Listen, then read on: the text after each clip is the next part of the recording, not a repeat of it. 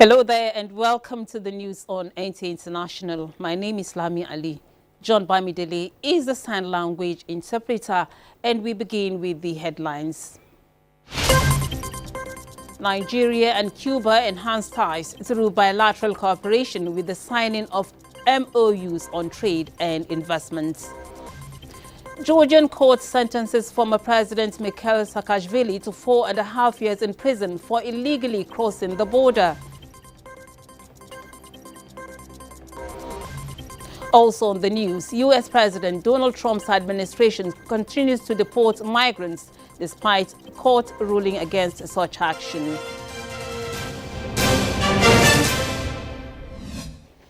Nigeria and Cuba have taken a bold move to strengthen diplomatic and economic ties with a renewed focus on healthcare, education and trade.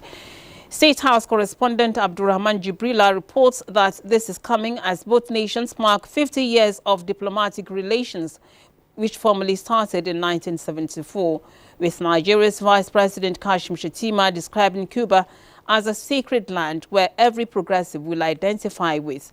He stated this at the presidential villa when he received the Cuban Foreign Minister Bruno Rodriguez Parilla and Cuban Ambassador to Nigeria, Miriam Morales Palmero. The vice president noted that there were cultural and ancestral ties between Nigeria and Cuba, saying a significant percentage of Cuba's population have African roots, many of whom trace their lineage to Nigeria. He assured the Cuban delegation that Nigeria would continue to honor its commitments and seek ways to bolster partnerships, particularly in healthcare and vaccine developments. The Cuban Foreign Minister Bruno Rodriguez Parilla outlined the enduring friendship between Nigeria and Cuba, with events marking the 50th anniversary of diplomatic relations.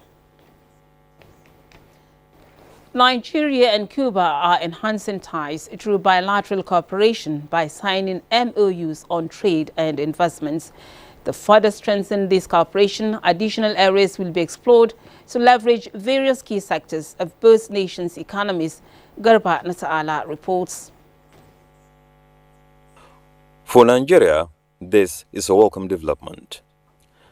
This agreement reached marks a new era of relations with the Republic of Cuba, following the visit of the Cuban Foreign Minister Bruno Eduardo Rodriguez Parilla. The Memorandum of Understanding focuses on trade, investment, and the health sector. With regards to research, with regards to science, with regards to technology, and this is something that Nigeria is keenly looking forward to working together with Cuba towards actualizing. And we have been exchange views on this matter in order to explore some new interests and consolidate the current ones. The relationship between Nigeria and Cuba spans over decades, but diplomatically established in 1974, built on mutual respect, cultural affinity and cooperation. Both nations are committed to promoting peace and stability on a multilateral level. Over the years, trade volume between Cuba and Nigeria has been increasing, primarily driven by medical supplies exported to Nigeria. With the new MOU in place, even greater trade is anticipated. In Abuja, Garba Muhammad Atala, NTAi News. Now, EU foreign ministers meet in Brussels to discuss Ukraine and Syria, just as Russian President Putin and his U.S. counterpart Trump plan to speak on Tuesday about the war in Ukraine. Uche Ugochukwu tells us more. European Union foreign ministers gathered on Monday in Brussels for their first meeting of the year, chaired by the bloc's foreign policy chief Kaja Kallas. The agenda included discussions on easing sanctions against Syria, tensions with Russia in the Baltic Sea, and support for Ukraine. In the same vein, Germany pledged an additional 300 million euros in aid to support Syrians ahead of an EU donor drive to raise funds after the ouster of Bashir al-Assad. Das ist eine historische Chance. Es ist eine Mammutaufgabe. German Foreign Minister Annalena Baerbock said Germany will provide the United Nations and selected organizations with a further 300 million euros for the peaceful process and for the people in Syria and in the region. Meanwhile, as efforts continue to end the war in Ukraine, U.S. President Donald Trump is scheduled to speak with Russian President Vladimir Putin on Tuesday, a move that could represent a possible turning point in the conflict and an opportunity for Trump to continue reorientating American foreign policy. It was before the wars, you know. And we'll be talking about land, we'll be talking about... President Trump disclosed the upcoming conversation to reporters on a flight from Florida to Washington, while the Kremlin confirmed Putin's participation. Uche Ugochukwu, NTAi News.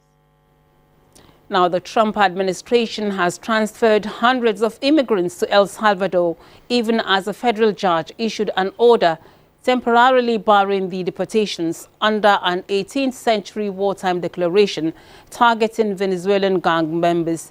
U.S. District Judge James Boasberg issued an order temporarily blocking the deportations, but lawyers told him there were already 2 planes with immigrants, one headed for El Salvador, the other for Honduras. Boasberg verbally ordered the planes to be turned around, but they were not, and he did not include the directive in his written order. White House Press Secretary Caroline Leavitt, in a statement, responded to speculation about whether the administration was flouting court orders. She says the administration did not refuse to comply with a court order, adding that it had no lawful basis and was issued after a terrorist trend gang had already been removed from U.S. territory. The Tren de Aragua gang, which Trump targeted in his unusual proclamation in a court filing, the Department of Justice, which has appealed Boasberg's decision, said it would not use the Trump proclamation, which he blocked, for further deportations if his decision is not overturned. China has announced a wide-ranging special action plan to promote domestic spending in an effort to counter the economic impact of tariffs imposed on it by U.S. President Donald Trump. Uche Ugochukwu has details. The initiative, reports say, is ambitious but not specific. It covers everything from boosting people's incomes to establishing a childcare subsidy system and expanding Cash for Clunkers program to trade in old goods like cars and electronics. The plan builds on Premier Li Qiang's promise during a major political meeting earlier this month to ensure that the giant ship of China's economy will sail steadily toward the future. He had set an ambitious growth target of about 5% for 2025. At a news conference on Monday to answer questions about the plan, Deputy Director of the National Development and Reform Commission, Li Shonglin, acknowledged that consumer confidence remained weak. Besides suffering from low consumer confidence, China faces economic problems such as an uncertain employment outlook and a prolonged property sector downturn. Internationally, it is also being squeezed as the United States turns the heat up on a trade war against China. U.S. President Donald Trump doubled tariffs on all Chinese imports to 20% as of this month. In response, China has announced a fresh round of retaliatory tariffs covering U.S. agriculture imports, which took effect last week. Uche Ugochukwu, NTAi News. Niger's army says it rescued 50 migrants stranded in the northern desert near the Libyan border, a crossing point on the road to Europe. The army said in a statement that the 50 migrants, including 20 women and 12 children, were stranded under harsh weather conditions when the vehicle they were traveling in broke down. It added that army units provided assistance to them in the Jado Plateau in Niger, located about 200 kilometers from the Libyan border. Reports say the rescue underscores the Nigerian military's unwavering dedication to saving lives and combating criminal networks that prey on vulnerable migrants and highlights the critical need for regional and international cooperation to address migration challenges in the Sahel.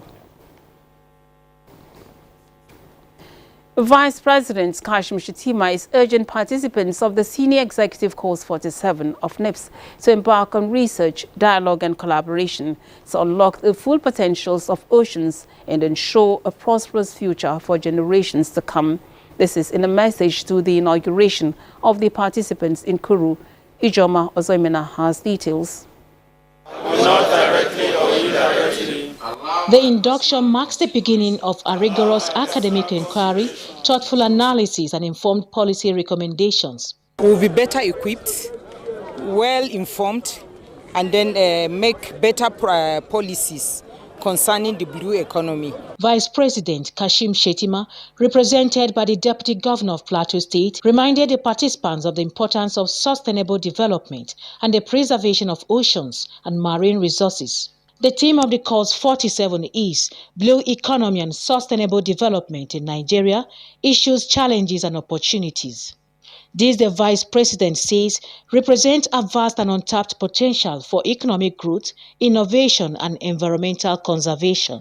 By harnessing the resources of our oceans responsibly and sustainably, we will create new opportunities for prosperity while safeguarding the health of our marine ecosystems. Director General of the Institute, Professor Ayo Omotayo, notes that the Institute will soon introduce a certificate process for policy analysis. Please take this as the biggest opportunity to serve your nation. This is not the time to ask what can Nigeria do for you. It's an opportunity for you to tell yourself, I want to do something for Nigeria.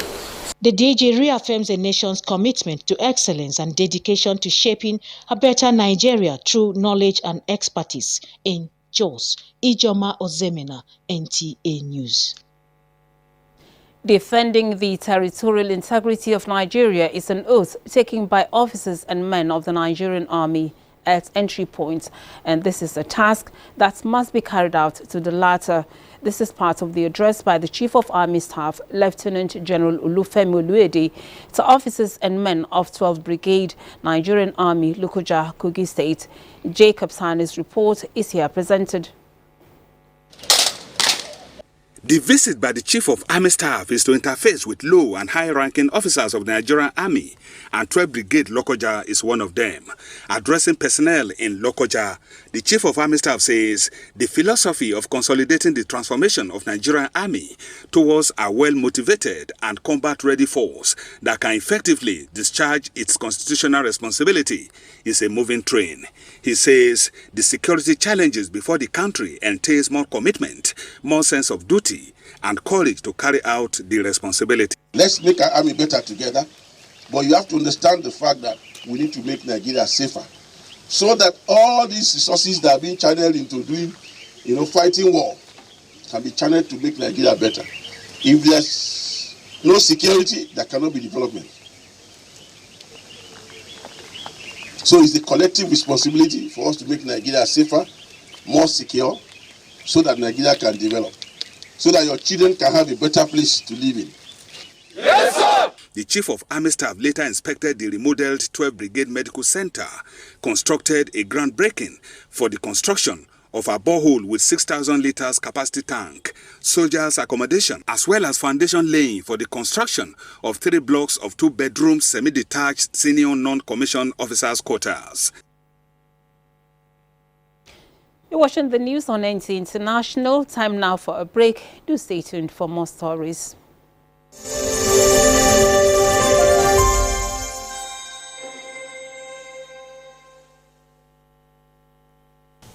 I am Oluremi Tinubu, the global and national Stop TB champion. Many people have asked why I've chosen to champion the fight against a disease like tuberculosis. My reason stems from a deep personal experience.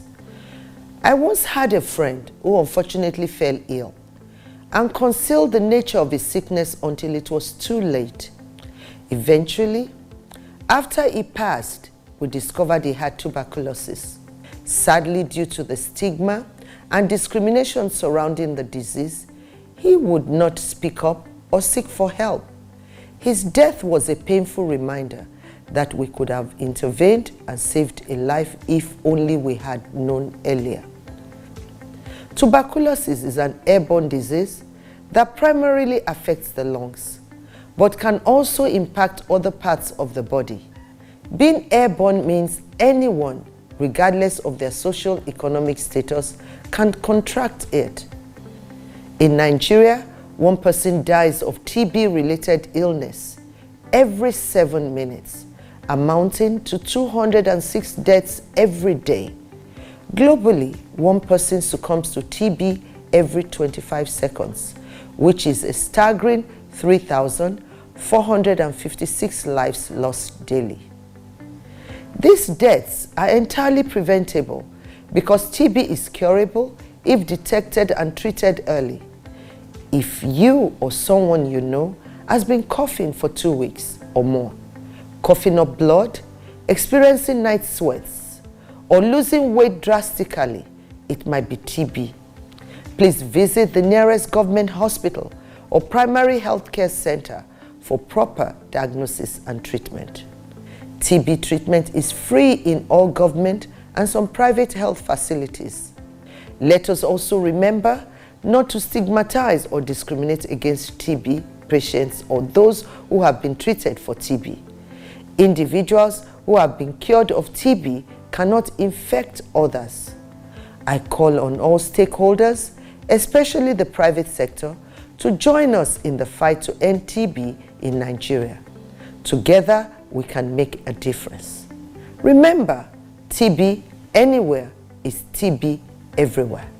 End TB by 2030. Yes, we can.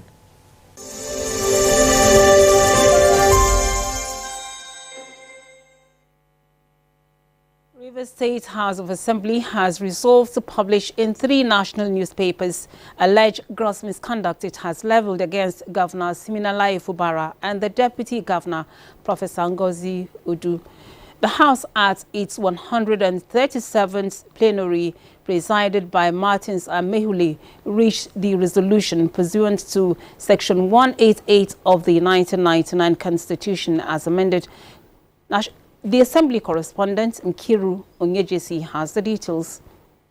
The 3 items on the other paper for consideration by the House were publication of alleged gross misconduct imputed to the office of the governor and that of the deputy governor in 3 national newspapers, call for EFCC to investigate the secretary to the state government over alleged unauthorized spending of appropriation bill, and amendment to the standing orders. Speaking on the allegations raised by the lawmakers, Speaker Martin Amehule said he was displeased that several letters and resolutions of the House were rejected by the governor and his officials. Distinguished colleagues, we are all aware of the difficult times we are in, a period where a governor of a state who swore to an oath of office to abide by the Constitution will be directing staff of the government not to receive correspondence from us. We have made every effort through courier, through personal service, and the governor makes it impossible for communication or correspondence from this house to get to him. To this day, governor has never responded to all those correspondences. Leader of the House, Major Jack, led the debate, moving a motion that the letters be published in national dailies to ensure that information gets to the appropriate quarters. The Deputy Speaker raised the allegation that the office of the SSG has been spending taxpayers' funds without authorization, hence the call for Economic and Financial Crimes Commission to investigate the matter. On amendment to the standing orders, Chairman Committee on Standing Orders, Linda Stewart, recommended that a new rule be added to all the 5, which will allow the House to sit at any day or time when it becomes necessary in public interest or emergencies. The House unanimously agreed on all 3 resolutions. Sitting has been adjourned indefinitely. In Port Harcourt, Nkiru Onyejesi, NTAi News. The fundamental change in the tax reform bills before the National Assembly is not just a consolidation of relevant provisions of the existing statutes, but a paradigm shift towards strategic attainments of the objectives of the economic reform of the present administration. This formed the thrust of the lecture organized by the Nigerian Institute of Advanced Legal Studies in Abuja. Judiciary correspondent Austin Anyebe reports. There have been diverse views, some in support and others in opposition to the tax reform bills sent to the National Assembly for consideration and passage by President Bola Tinubu in 2024. Therefore, as an institution that conducts research in any branch of law and related issues, NTAi centered its 46th annual lecture on the tax reform bills. Guest lecturer Professor Abiola Sani, Dean of Law, University of Lagos, speaking on the topic, Dynamics of Poverty, Tax Reform Bills and National Development in Nigeria, said there are lots of positives inherent in the bill as extolled and supported by the Governors Forum. If you want to know the rate of the imposition of CGT or stamp duties or VAT, you will see all this now in only one statute. Chief Justice of Nigeria, Justice Kudirat Kekereekun, acknowledged the timeliness of the topic, saying engaging intellectuals to explore the bill will help inform decisions and implementation for the overall good of Nigerians and Nigeria. Governments across the world leverage taxation as a critical tool for economic management, infrastructure development, and the reduction of social inequalities. Former President of the Court of Appeal, Justice Umar Abdullahi, and the Director General NIAS appealed to the federal government to expedite work on the NIAS permanent site to enable the institute expand its services. Of tax reform is on the front burner in Nigeria. In fact, as we are speaking, is being considered at the National Assembly after a lot of debate from among the public. And what is very unique about what we are doing today is to perform the function of our mandate, having to do with conducting research. There are details of it that we Nigerians need to be educated on these new tax bills. When they eventually become law, we will see the impact. It's in line with accountability, and it will also help strengthen our macroeconomic stability. The lecture serves as a platform for scholars, experts and leaders to engage in discussions on pressing national issues. From the National Judicial Institute, venue of the lecture, Austin Anyebe, NTAi News. The Federal High Court Lagos Division has ordered the arraignment of former chairman of First Bank of Nigeria PLC, Oba Otudeko, and the bank's former managing director, BC Onosonya, over an alleged 12.3 billion naira fraud. Justice Chukwuje Kuaneke gave the order while delivering a ruling on the preliminary application of the defendants in the matter in Lagos. Justice Aneke emphasized that a defendant's plea must be taken before any preliminary application can be considered by the court. Referring to legal precedents, the court noted that arraignments must take place first before any objections to the validity of the charge can be heard. The charge alleges that the defendants committed the fraud in September 2023 on Lagos Island, with Otudeko accused of impersonating one Amanda Glory to secure fraudulent gains. The offense violates sections of the Cybercrime Prohibition Act 2015 and the EFCC Act 2004. The Office of the Secretary to the Government of the Federation has distanced itself from allegations of corruption, reiterating commitment to transparency, accountability and integrity. In a statement signed by Segun Imohiosen, Director, Information and Public Relations, noted that the attention of the Office of the Secretary to the Government of the Federation has been drawn to an ongoing investigation by the Economic and Financial Crimes Commission, EFCC, involving Honorable Andrew Toile Uchi, personal assistant to the Secretary to the Government of the Federation, bordering on allegations of corruption, bribery and money laundering. It is imperative to state categorically that the office leadership is not in any way involved in the alleged misconduct, as it has always maintained a strong commitment to transparency, accountability and integrity, and they recognize the efforts of the EFCC on this matter to ensure that those found culpable are held accountable. However, the office urges the public not to speculate or draw conclusions as investigations are still ongoing. The Office of the Secretary to Government of the Federation appreciates the understanding and support of the public on this matter. President Bola Tinubu says the late Alhaja Fadila Tanike Salako, mother of the Minister of State for Health and Social Welfare, Dr. Isiah Kunle Salako, was a woman of virtues who lived her entire life for the service of God and humanity. The president, who was represented by the Coordinating Minister of Health and Social Services, Professor Muhammad Ali Pati, was speaking at the special prayer, Ramadan lecture and breaking of fast in honor of the deceased held at Ayetoro town in Ogun State. Hakim Jimo reports.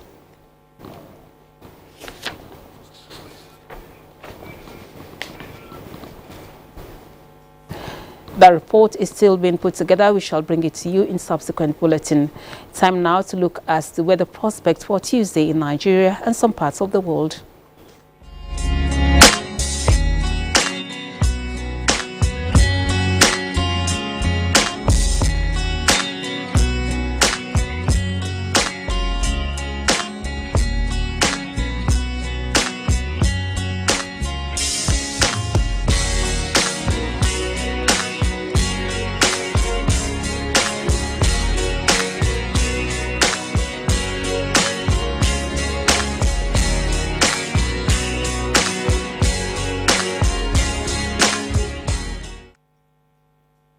And that's your news at this time on NTAi International. We thank you for watching. I'm Lami Ali. Bamidele John has been the sign language interpreter. You have a good evening.